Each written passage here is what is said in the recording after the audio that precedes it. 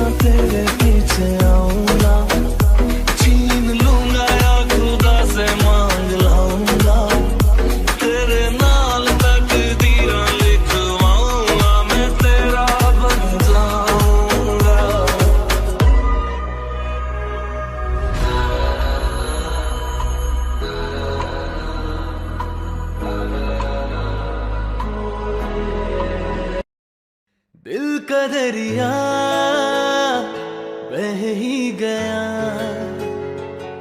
इश्क इबादत बन ही गया। खुद को मुझे तू सौंप दे, मेरी जरूरत तू बन गया। बात दिल की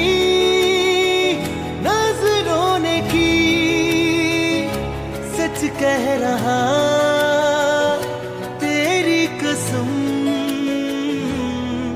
तेरे बिन न लेंगे एक भी दम। तुझे कितना चाहने लगे हम,